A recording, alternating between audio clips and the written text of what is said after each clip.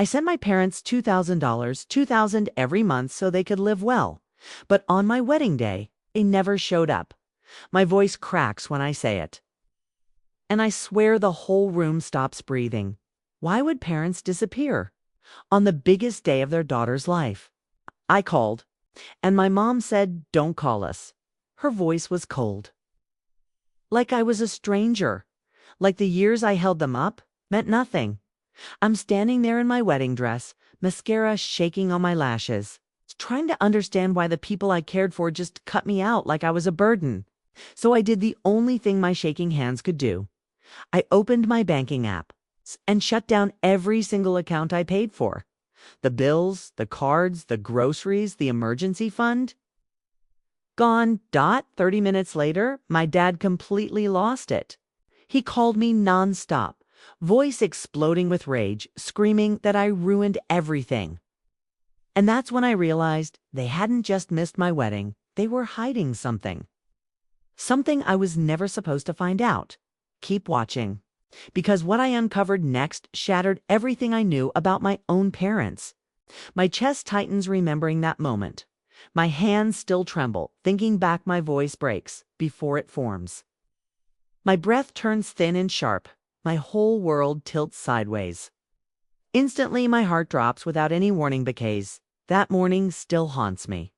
I send my parents money monthly, $2,000 every single month to help them live comfortably, always to keep stress off their shoulders, to give them ease and dignity, to make their lives feel lighter. But on my wedding day, they didn't show up at all. Not a message, not a call, not a smile in the doorway, not my mom fixing my veil, not my dad holding my handi. Keep glancing toward the entrance, my stomach twisting tighter. Each minute the music feels too loud. Suddenly the lights blur. In painful waves my fiancé squeezes. My shaking hand whispers, "Everything will be all right." But I know something's wrong. I step outside for air. Cold wind slaps across my face. My heartbeat pounds against my ribs. My phone vibrates in my purse. I see their names. Together, blinking like fate, pushing me for truthy. Dial my mom immediately, my voice raw with confusion. I ask where they are. I try staying calm somehow, and she says it coldly. "Don't call us anymore. Don't call this number. Don't contact us again." Her voice steady without hesitation. Nothing. Now my knees nearly collapse hard. The world goes silent instantly. My fingers shake, uncontrollably trembling. I don't even feel my breathy hang up, slowly stunned. My throat burns with disbelief, and something inside me fractures. Something deep and painfully familiar. Open my banking apps. Scroll through every listed account, each one linked to them, each one I paid faithfully, each one draining me monthly, each one built on trusty starts, shutting everything down one after another, methodically, like cutting cords of attachment, like closing doors gently forever, like choosing myself painfully. Finally, never cry during it. My tears refuse to fall, but my hands shake violently. 30 minutes later, everything shifts. 30 minutes later, my phone rings. My dad's name flashes. Aggressively bright, the screen almost glares back harshly, as if anger itself is Kalinji. Answer with slow hesitation, my heartbeat loud in my ear. She's voice explodes instantly, furious like a storm breaking loose, uncontrolled. He shouts, "Where is our money? Why are the accounts blocked? Why would you do this? Why would you betray Usbray them?" That word hits hardest. I whisper. "Mom told me stop." I whisper. "You didn't come." I whisper. "I needed you today." My voice barely holding together. Doesn't care at all. He doesn't ask if I'm okay. He doesn't ask why I'm crying. He doesn't ask how I feel. He just demands what he wants, demands. I undo everything immediately. Elevator behind me dings softly warm. Wedding music spills out. Laughter floats from the ballroom. I realize something terrifying. My parents don't love me anymore, not the way a parent should, not the way I hoped forever, not the way I begged. Silently, a cold truth settles painfully. I let the phone fall, my hand goes limp. Suddenly, my lungs struggle, pulling air, my makeup smudges under tears, my heart cracks in quiet. Pichesi walk back inside alone. Forcing my steps to steady, forcing my face to neutral, forcing my voice to combat. Something inside me sharpens. Something inside me wakes fully. Something inside me finally breaks, and it isn't sadness anymore. It's resolve. It's quiet, steady, burning resolve.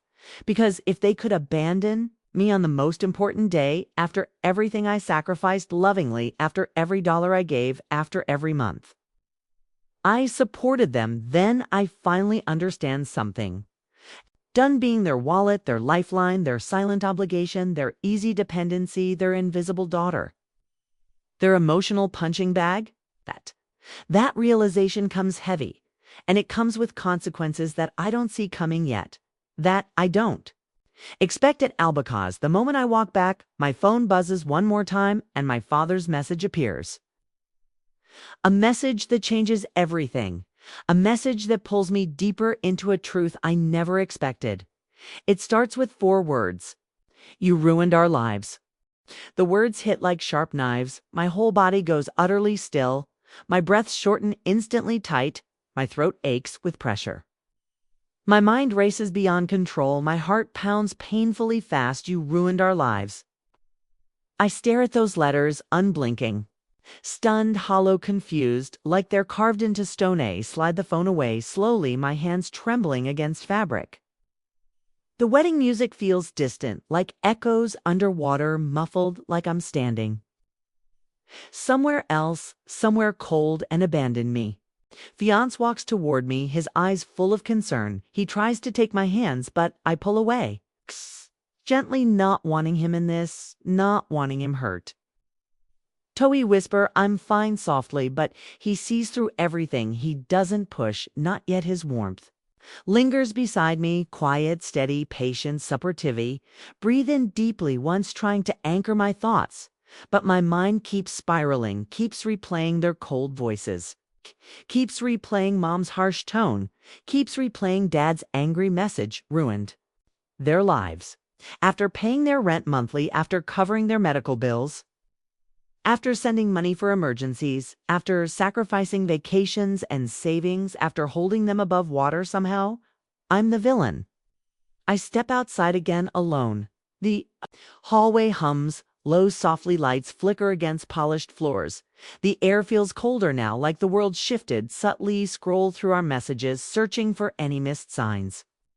Tiny details I might have ignored, mom complaining about bills disappearing. Dad asking for extra money, their gratitude shrinking monthly, small their expectations, growing quietly big eerie. See it clearly now, the slow shift from appreciation to dependency to entitlement to resentment to this moment me chest tightens painfully. Against elevator doors reflect my face, my eyes tired red, swollen, my jaw set with quiet hurt, my shoulders sinking under weighty hear footsteps. Approaching softly, a bridesmaid whispering my name, asking if I'm all right gently, but I can't speak.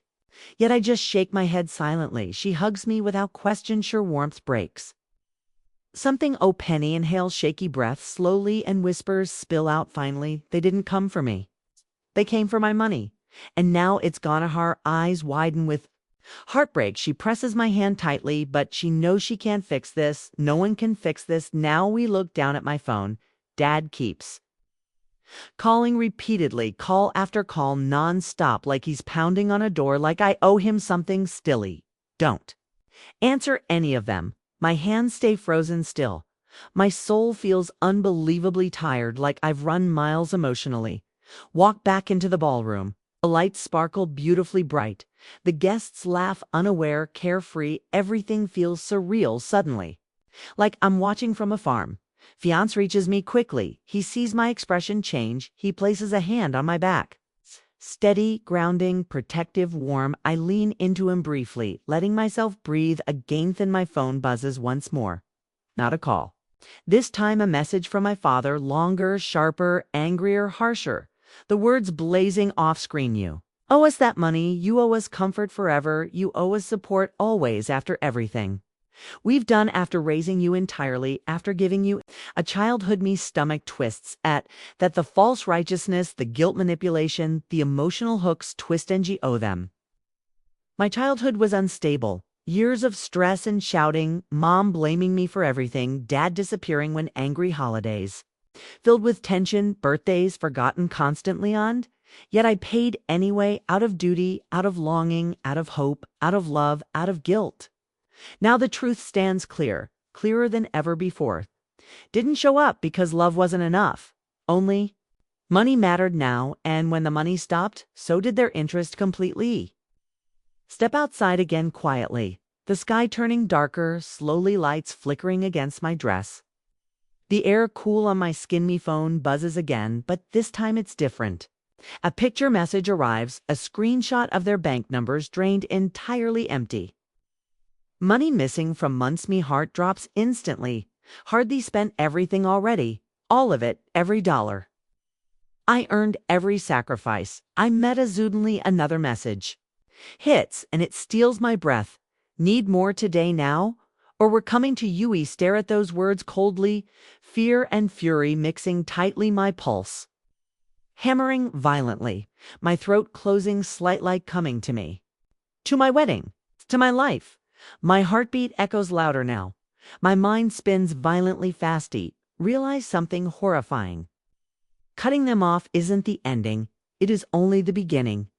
The beginning of the unraveling, the beginning of their obsession, the beginning of their retaliation base. People who feel entitled don't let go. Quietly, a Vera shadow moves behind me. A guest laughs loudly inside. The music swells beautifully and deep inside. My chest, a quiet resolve forms, slowly sharper than before, colder than before, stronger than a very whisper to myself softly. This ends today one way or another, but I have no idea how dark it's about to get, how far they're willing to go, or what truth is waiting ahead and I'm not ready for. What happens next? I stood in the middle of my living room, still holding the phone that had already broken me once tonight.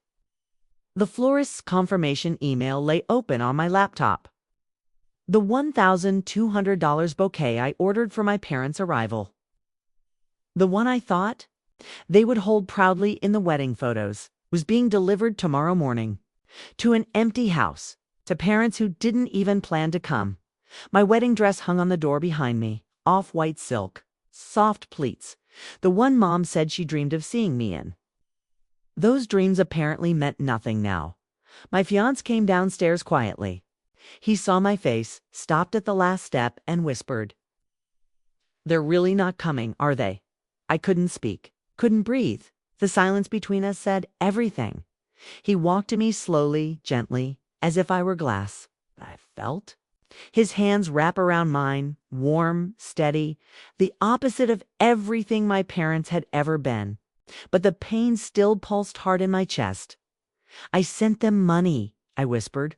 The words felt shameful, pathetic. "I paid every bill, every emergency, every time they said they needed help." My voice cracked, and they couldn't show up for one day.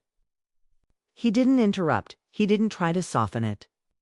He let me feel the truth, because the truth was ugly. My parents loved what I gave. Not me. I pulled away, pacing back and forth. My hands trembled as if the betrayal was electricity running through my veins. "I raised myself from 19, I said, my voice sharpening. "And all they ever did was take and take and take." I stopped walking, stared at the wedding band lying on the table. It seemed to mock me, reminding me I was about to start a new life while still chained to the old one. "I can't walk into my wedding tomorrow," I whispered, pretending my parents didn't just abandon me. My fiancé stepped closer. "You don't need them," he said softly. "You never did. But maybe this is when you take your power back." His words settled inside me like a seed. Dangerous, growing, rising. He was right.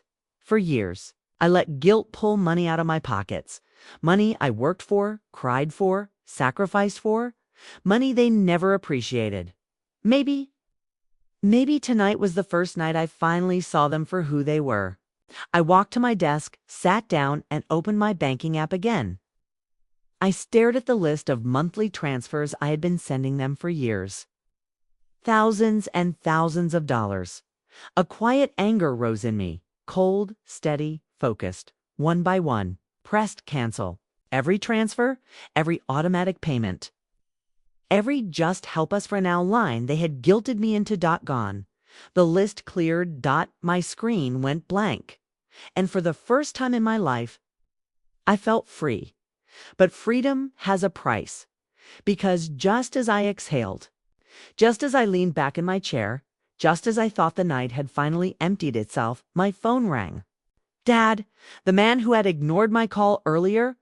My heartbeat slammed against my ribs. I picked up before I could speak, before I could breathe, before I could brace myself. He exploded. "What did you do?" His voice shook the air, thunder ripping through the speaker. "I can't access the accounts. The car payment is declined. The house internet is off. Turn it back on now." I didn't say a word, not one breath, not one apology. Dad kept yelling, louder, angrier, more chaotic. But for the first time in my life, his voice didn't overpower me. It revealed him a man more interested in my money than in me. When he finally paused for air, I whispered, calm, steady, terrifyingly clear, "You didn't show up to my wedding." Silence. A long, sharp, guilty silence. Then his voice lowered. "Not to apologize, not to explain, but to demand. Fix our accounts, or don't bother calling us again." And before I could reply, he hung up. The final cut, I stared at the phone, at the reflection of myself in the black screen. At the woman who had spent years trying to buy love that never existed. I wasn't shaking anymore. I wasn't crying. I was transforming. Because now, the story was no longer about them. It was about what I would do next. And how far they would fall when the truth finally caught up to them. I sat there, motionless. Phone still in my hand, Dad's voice echoing like poison in my ears. "Fix our accounts." Or "Don't bother calling us again." Not a single word about missing my wedding. Not a single apology. Not even a lie to soften the blow. Just demands. Just entitlement. Just the raw truth of who they had always been. I wasn't their daughter. I was their income. My fiancé placed a hand on my shoulder. "You okay?" he asked softly. I wasn't, but I also wasn't broken. "Not anymore, I think," I whispered. "I'm finally seeing everything clearly." Stood up. Not shaky, not lost, not afraid. Focused. I opened my laptop again. Not my bank this time, my email. Every subscription I had been paying for them. The streaming apps, the car insurance, the phone plans. The groceries delivered every 2 weeks. All of it was tied to my accounts. And with every click, I removed them. Click. Unsubscribe. Click. Remove authorized user. Click. Cancel service. Years of quiet. Invisible sacrifice undone in minutes. Every time I hit confirm, I felt a version of myself, the scared kid, the obedient daughter, the desperate for love woman, fade away. Then I stopped at the last item. Their phone bill. The one they used to call me ungrateful. The one they used to guilt me. The one they just used to scream at me. I hovered over the cancel line button. My heart pounded. Not from fear, but from the weight of reclaiming my power. I pressed it. "Your request is complete." I sat back, silence, and then, not even 10 minutes later, my fiancé and I heard it. A ding. Another. Notifications. 35710. My parents, both of them, calling from different numbers, desperate, frantic, explosive. The moment their phone plan shut off, they understood not what they lost, but what I no longer owed. My fiancé looked at me. "Do you want to answer?" I shook my head. "No, not tonight." Tonight wasn't about revenge. Not yet. Tonight was about truth, and it hit harder than any scream. My parents didn't miss my wedding because something happened. They didn't miss it because they forgot, or misunderstood, or panicked. They missed it because they didn't plan to come at all. The calls kept coming. Unfamiliar numbers lighting up my screen like emergency alarms. Then bang, bang. Bang. A knock at the door. My breath caught. My fiancé's eyes widened. "That can't be." Bang. Louder. Angrier. I walked toward the door slowly. Heart thundering in my chest. Had they come all the way here? I reached for the handle and hesitated. Then a voice boomed from outside, furious and unmistakable. "Open this door right now." Dad. He drove here. My stomach twisted. Not in fear and disbelief. He hadn't shown up to my wedding. But he'd drive across the city to scream about money. I cracked the door open just enough to see him, red-faced, breathing hard, eyes wild, like a man who had been deprived of oxygen. Double quotes, turn it back on. He growled. "No," I said simply, his face contorted. "You think you can cut us off? After everything we did for you?" Something inside me snapped. Not anger, not rage. Clarity. "You raised me with guilt," I said quietly. "You took my money like it was owed. You missed my wedding because I stopped sending extra last month. And the moment you needed me again, you showed up." Dad slammed his hand against the door. "You are not turning your back on your family." I stared at him, this man who once told me I was the pride of his life. "I'm not turning my back," I whispered. "I'm walking away." His jaw dropped. "You're going to regret this." "No," I said. "I think you will, and for the first time ever." I closed the door on him. A solid, satisfying click. My fiance rushed over, locking it fully. "Are you okay?" I leaned my head against the wood, breathing in the silence on my side, and the chaos on his. "I'm not just okay," I whispered. "I'm done." Sighed. Dad banged again. One last desperate, furious blow. Then silence. A car engine started. Tires screeched. He drove away, but as he left, I felt it. The shift tonight wasn't the end. It was the spark. Because tomorrow, they were going to do something worse. Something desperate. Something that would drag every dark truth to the surface. And when they did, I would be ready. The next morning felt unnaturally quiet. No banging, no calls, no threats. Just stillness. But stillness, I've learned, is never empty.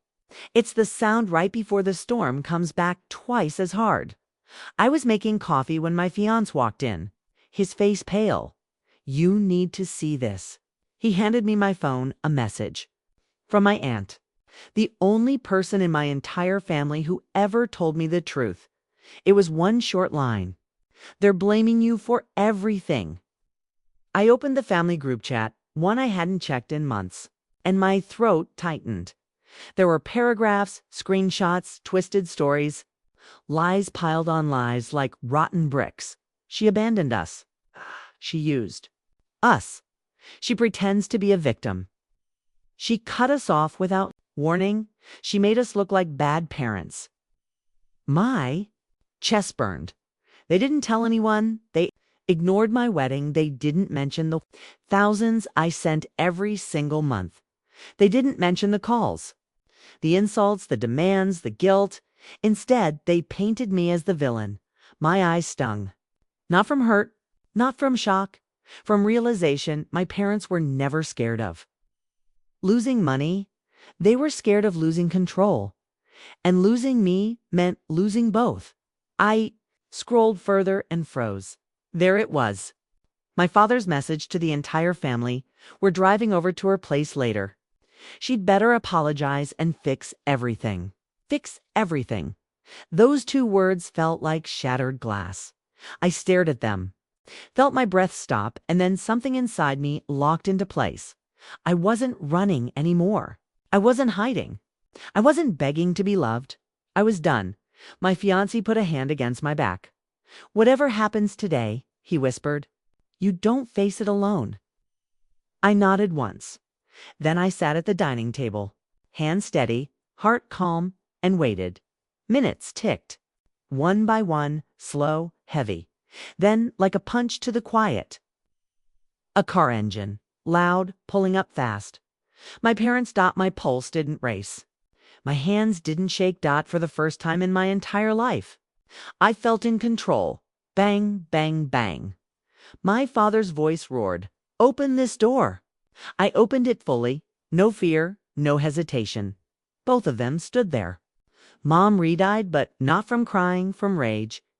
Dad stiff, jaw clenched, breathing hard. "Undo it," he snapped. "All of it." No, I said. His face twisted. After everything we sacrificed for who? The question slipped out sharper than a blade. For me. Or for the lifestyle my money paid for. They blinked. They didn't deny it. Not even a fake excuse, just silence. Cold, ugly, truthful. I invited you to my wedding, I whispered, voice steady. And you didn't come. Not because you were sick. Not because you forgot. You didn't come because I stopped sending extra one single month. Mom flinched. Dad shifted. You have no idea, he snapped, how hard life is for parents. I said gently. I just never had any.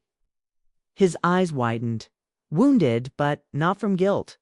From losing control, and you told everyone I left you. I added, you lied to protect your pride. Mom stepped forward. That's family business. You don't expose family. I looked at her. Really looked.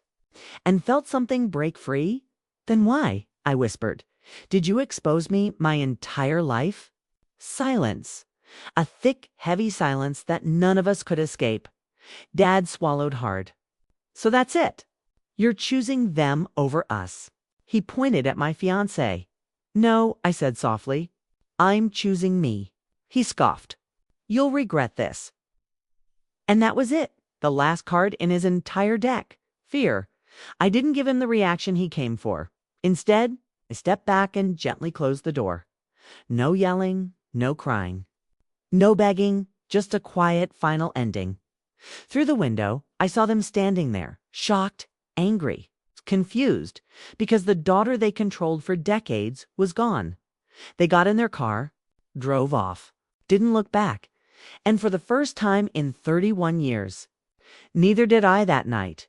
I sat on the porch, letting the cool air wrap around me. My fiancé leaned close. You okay? I exhaled slowly, deep, free. I'm more than okay, I said. I'm finally myself. He nodded. And your parents? He asked. I watched the stars. Their quiet glow so different from the noise I grew up in. They'll tell their version, I said.